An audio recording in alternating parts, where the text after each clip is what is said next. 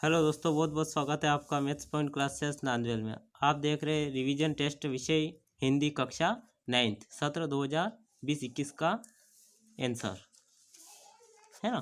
तो ज़्यादा समय व्यतीत नहीं करते हुए मैं प्रश्न क्रमांक 1 देखता हूँ। सही विकल्प चुनकर लिखिए। तो यह है प्रश्न क्रमांक 1, दो बैलों की कथा किस लड़ाई की ओर संकेत करती है। तो यह लड़ाई जो थी भारतीय स्वतंत्रता संग्राम। दूसरा, बछिया के ताऊ मुहावरे का अर्थ है। तो इसका अर्थ होता है मूर्ख व्यक्ति।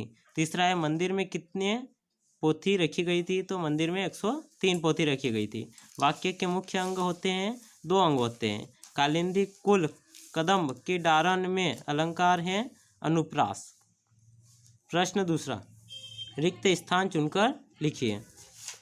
अर्थ की दृष्टि से वाक्य के कितने प्रकार होते हैं। तो 8 प्रकार होते हैं। नवरत्न में समाज होता है तो कौन सा, द्विगु समाज होता है। संगोष्ठी में उपसर्ग होगा तो सम, पीछे वाला सम, सम के नीचे हलंत वाला। भारिया का अभिप्राय होता है पारवाहक। वाक में घर का प्रतीक होता है परमात्मा, परमधन आत्मा मतलब परमात्मा। सही जोड़ी का मिलान करना। तो गधे के गुणों की परिभाषा किसने की है। तो ऋषि मुनियों ने। तो पहले का यह है ऋषि मुनियों से। डांडा थोला की ऊंचाई है लगभग 16-17 हज़ार फीट, मतलब दूसरे, ये 16-17 हज़ार फीट दूसरे वाले में। पखा पखी क्या है। तो पक्ष विपक्ष को पखा पखी भी कहते हैं। कच्चे सकोरे तो स्वाभाविक रूप से कमजोर होते हैं, उनको कच्चे सकोरे बोलते हैं। सूरज का ब्याह, सूरज का ब्याह रामधारी सिंह दिनकर ने लिखा है। अब एक वाक्य में उत्तर देखते हैं। सबसे पहला, मूर्ति मधुर मनोहर देखी, भयउ विदेही विदेही सीखी। कौन सा अलंकार होगा। तो यहाँ पर यमक अलंकार होगा। कोई 2 महाकाव्य तथा महाकाव्यकारों के नाम लिखिए। तो सबसे पहला है कामायनी, कामायनी लिखा है जयशंकर प्रसाद ने। और दूसरा है रामचरितमानस, यह जो लिखा है तुलसीदास ने। मिजबान कहानी की किस लोक भाषा में लिखी गई है। तो यह थोड़ी देर बाद बताऊँ। किस कवि रसखान पत्थर के रूप में किसका अंश बनना चाहते हैं। तो गोवर्धन पर्वत। निरापद सहिष्णुता का अर्थ स्पष्ट कीजिए। तो अत्यंत सीधापन है ना, इसका अर्थ होता है अत्यंत सीधापन। मिजबान जो कहानी लिखी है यह है उर्दू भाषा में। किस भाषा में लिखी है।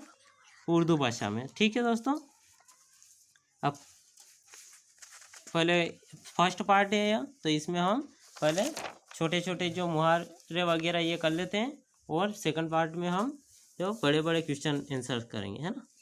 तो सबसे प्रश्न क्रमांक 9 है, एक एक पर्यायवाची शब्द लिखिए। तो ये जल का है नीर, बादल का वारिधि, सूर्य का भास्कर, हवा का पवन। और प्रश्न क्रमांक 10 में प्रयुक्त शब्द के उपसर्ग अलग करने हैं। तो उच्चारण का हुआ उत्तधन चारण, सद्धर्म का होगा सतधन धर्म, संगम का होगा समधन गम, चिरायु का होगा चिरधन आयु।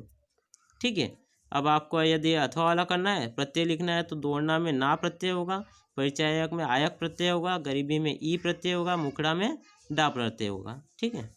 अब प्रश्न क्रमांक 11, निम्नलिखित मुहावरों का अर्थ स्पष्ट कीजिए। तो इसका होगा फूला न समाना का होगा बहुत खुश होना। इसका अर्थ स्पष्ट करते हुए ऐसे वाक्य में प्रयोग ऐसे करेंगे कि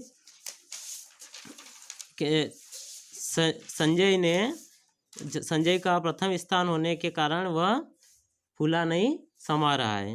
अब दूसरा है खून पसीना एक करना, मतलब बहुत मेहनत करना। जो बहुत मेहनत करते हैं ना उनको बोलते हैं खून पसीना एक करना। तो इसका वाक्य में प्रयोग ऐसे करेंगे कि रामू खून पसीना एक करके पैसा कमा रहा है।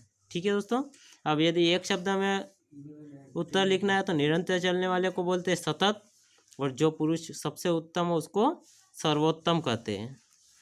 ठीक है दोस्तों, धन्यवाद। अब दूसरे पार्ट में हम जो बड़े जो क्वेश्चंस हैं उनका वीडियो देखेंगे। ठीक है, तो पार्ट 2 में, है ना। तो यदि आपको ये वीडियो अच्छा लगा हो तो लाइक और सब्सक्राइब करना ना भूलें। ठीक है दोस्तों, धन्यवाद।